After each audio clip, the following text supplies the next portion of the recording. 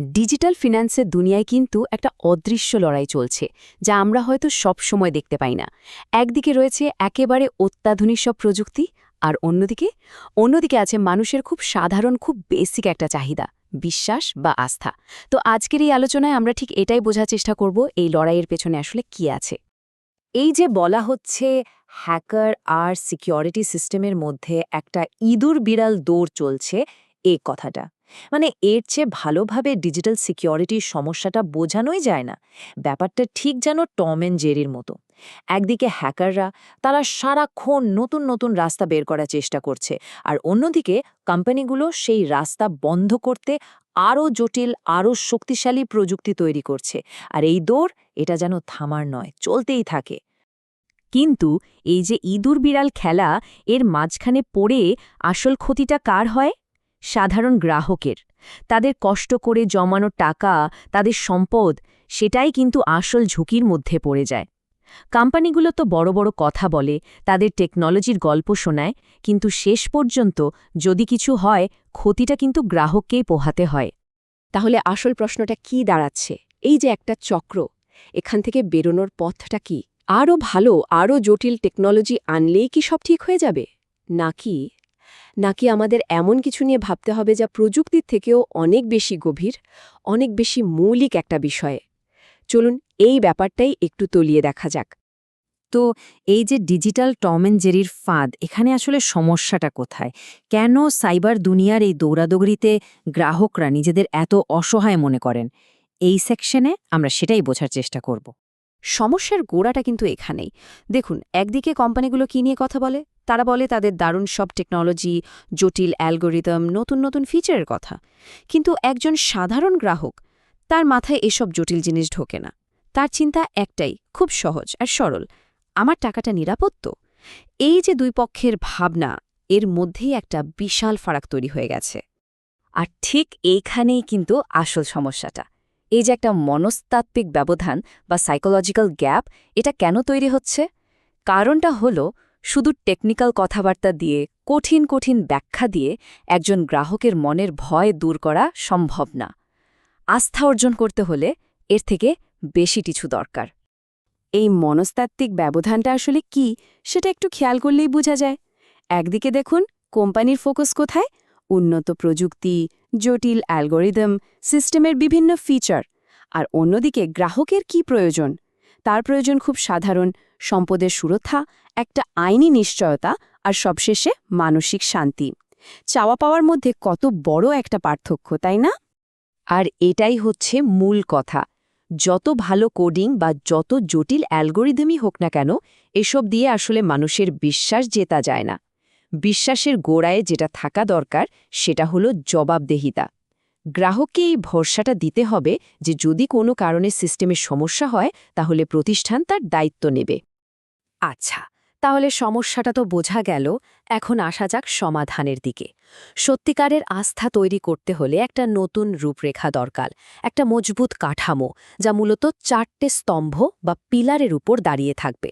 এই 4টে স্তম্ভ কি কি? চলুন এক এক করে দেখি। প্রথমটা হলো আইনি জবাবদিহিতা।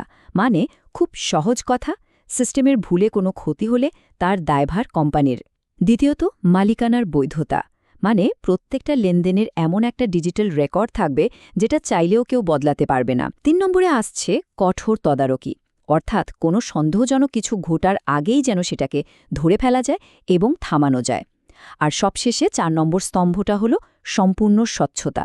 মানে কোম্পানি কেন একটা সিদ্ধান্ত নিচ্ছে, সেটা গ্রাহককে পরিষ্কারভাবে বোঝাতে হবে।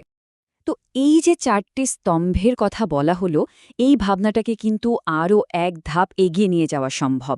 ব্যাপারটা শুধু এমন নয় যে সব দায়দায়িত্ব কোম্পানির, বরং এখানে গ্রাহক আর কোম্পানির মধ্যে একটা যৌথ দায়িত্ব বা পার্টনারশিপের সম্পর্ক তৈরি করার কথা বলা হচ্ছে। আর এই নতুন পার্টনারশিপ মডেলে টেকনোলজি আর শুধু একটা রক্ষা কবচ থাকবে না, সে হয়ে উঠবে একজন ডিজিটাল গার্ডিয়ান বা ডিজিটাল অভিভাবক। মানে প্রযুক্তিটা শুধু একটা অদৃশ্য দেয়ালের মতো সুরক্ষা দেবে না, বরং একজন বুদ্ধিমান সঙ্গীর মতো কাজ করবে, যে ব্যবহারকারীকে সবসময় সম্ভাব্য বিপদ নিয়ে সতর্ক করবে, সঠিক পথে চলতে সাহায্য করবে। এই যৌথ দায়িত্ব মডেলে কার ভূমিকা কি, সেটা একটু দেখা যাক। একদিকে কোম্পানির ভূমিকা হল ডিজিটাল গার্ডিয়ান হয়ে ওঠা, মানে গ্রাহককে সব রকম সুরক্ষা দেওয়া আর আগে থেকে সতর্ক করা।